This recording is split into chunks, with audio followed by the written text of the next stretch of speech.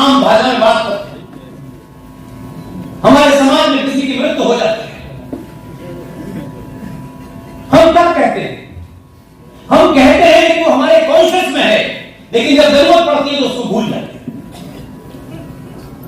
किसी का भी निधन हो जाता है परिवार में, समाज में, मोहल्ले में, तो हम शमशान ले जाते हैं, उनका अंतिम संस्कार करते हैं, और जब कोई पूछता है क्या हुआ तो पंचतत्व में विलीन करते हैं। कभी लोग के पूछा नहीं है 5 तत्व क्या है जिससे मेरा शरीर बना है, वो कौन से तत्व हैं, उन तत्व का हमारे यहां महत्व क्या है। उन 5 तत्वों में जिससे मेरा शरीर बना है, जिसके कारण ये समाज, ये सिस्टम चल रहा है, ये कायनात चल रही है, उसमें क्या है? अग्नि, वायु, जल, पृथ्वी, आकाश, यही है। ये 5 है। ये 1400 साल पहले आए, ये तो नहीं आए, वो ऊंट पे लेके आए थे, वो 2000 साल पहले लेके आए थे। क्यों? हमारे ऋषि मुनियों ने, क्योंकि आज अंग्रेजी का दौर है और हर चीज ट्रांसलेट अंग्रेजी में करके हमें ज्यादा अच्छी लगती है। अगर जब हम उसे ऋषि मुनि कहते हैं तो लोगों को लगता है क्या ये तमाम ऐसी बूढ़ी बाटी बातें करते हैं। अब पता नहीं उनके खानदान में कौन इंग्लैंड गया था किसी को पता, लेकिन एक शान है हमारे यहां। ये 5 तत्व क्या है?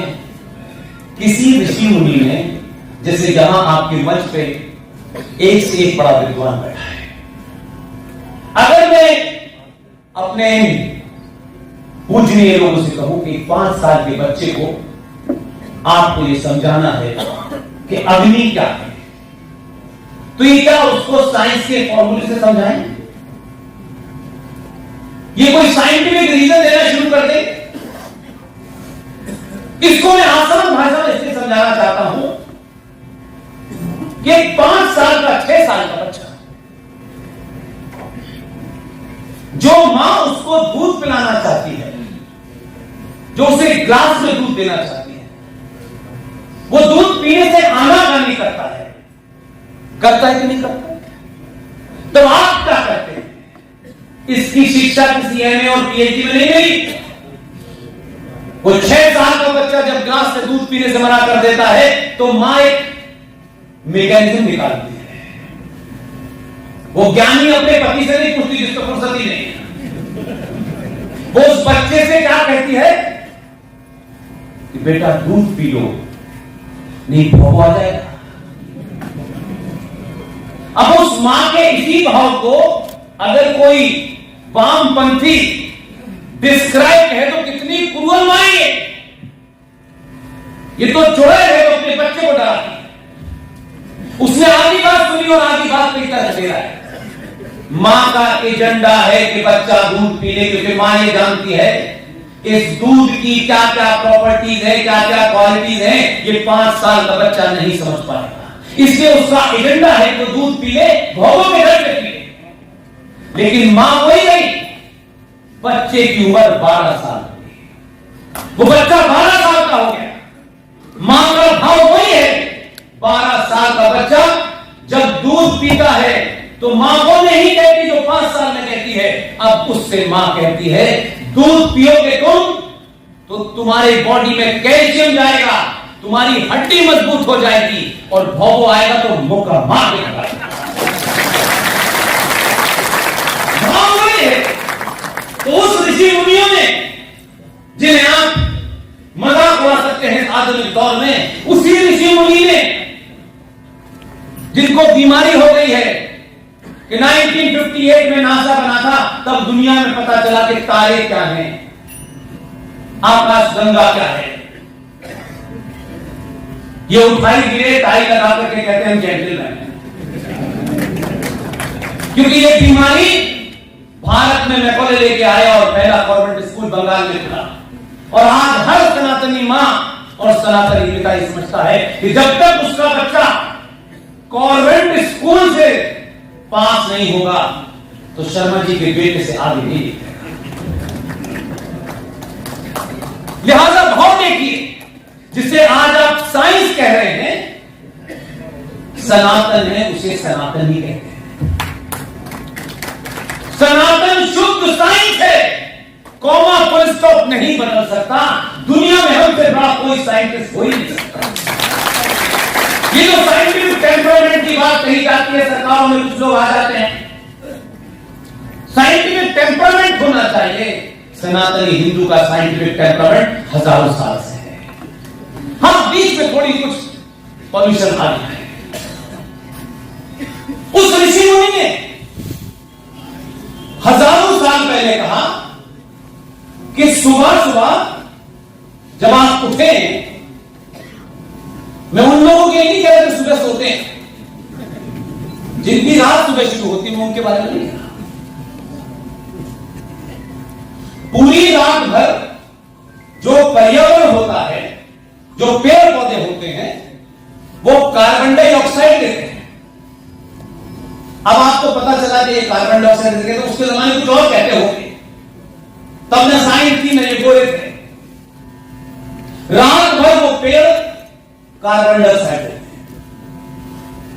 लेकिन प्रकृति के उस पूरे क्रम को, उस करिश्मे को आप कहो साधु जानता था, आपके ऋषि मुनि जानते थे। सूरज जब सुबह उसकी पहली किरण निकलती होगी, उसी समय एक रिएक्शन होता है, और वो सारा पर्यावरण जो रात भर कार्बन डाइऑक्साइड देता है, सूरज की किरण के साथ वही पेड़ प्रचुर मात्रा में ऑक्सीजन देना शुरू करता है। अब आपसे कहा गया सुबह उठ करके सूर्य भगवान की पूजा करनी चाहिए। आपको लगा दे सूर्य भगवान की पूजा करेंगे, और हमें मांगने की आदत पहले से ही है, तो सूर्य भगवान की पूजा करके घर में आएंगे तो सोना ही सोना मिलेगा। शुद्ध साइंस है ये। जब सुबह उठ करके आप लोटे से सूरज को पानी चढ़ाते हैं, अब तो जैसे हमारे यहां सास भी कभी बहू देख करके बेटियां पैर छूती हैं 3 फीट दूर से अपनी मां के या सास के, उसी अंदाज में लोटा भी हम आंखें बंद करके चढ़ाते हैं। लोटे से जल चढ़ाने का सिर्फ इतना मकसद होता है कि सूरज जब निकले उसके सामने धार से लोटा चढ़ाए, आंखें खुली रखें। वो जो अग्नि आपको चाहिए वो एक जगह जुमिन होती है और आपके यहां से पूरे दिन के लिए आपके शरीर में अग्नि चली जाती है, जिसको आप एनर्जी कहते हैं, जो आपके जीवन के लिए चाहिए। ये खोज कोई आज के क्लाइमेट चेंज वालों ने नहीं की। तब कहां होगा जब ये नहीं थे, गोरे पीले काले कोई नहीं थे, हम ही थे। तब उन्होंने कहा कि बेटा और बेटी और बहू मां बाप सबको एड्रेस करते हुए उस ऋषि मुनि ने कहा कि जो पीपल का पेड़ है इसकी पूजा करना, क्योंकि उसको भाव से जोड़ना था। क्योंकि आपकी अवस्था उस वक्त 5 साल के बच्चे की थी, तो उसने आपको भाव से जोड़ दिया। उसको लगा कि उसके बाद कोई आएगा, फिर कोई आएगा, और समय पे आने पर इसका पूरा एक्सपोज भी कर देना। उस पीपल के पेड़ की पूजा करने के पीछे ये कतई मकसद नहीं था उस ऋषि मुनि का कि आप उसकी पूजा करें, चारों तरफ उसकी कलावा बांधें और 4 बूंदी के लड्डू उसके मुंह में ठूस दें। ये कभी नहीं था। पूजा के भाव से इसलिए कि उस जमाने मनुष्य को एक कोई ऑब्जेक्ट चाहिए होता था जिससे वो अपनी बात को रख सके। आज हमारे यहां क्लाइमेट चेंज की समस्या हो रही है, एनवायरमेंट की चिंता हो रही है, अरबों खरबों रुपए की चिंता हो रही है, कैसे इसको ठीक किया जाए। हमारा ऋषि मुनि हजारों साल पहले जानता था स्टैंड का ठीक नहीं है तो पकड़ो, हाथ दुखाएगा। उसका कोई एजेंडा नहीं था, उसका एजेंडा था कि पीपल के पेड़ को प्रोटेक्ट किया जाए, हर मौसम में पानी दिया जाए, क्योंकि वो 24 घंटे ऑक्सीजन देना है।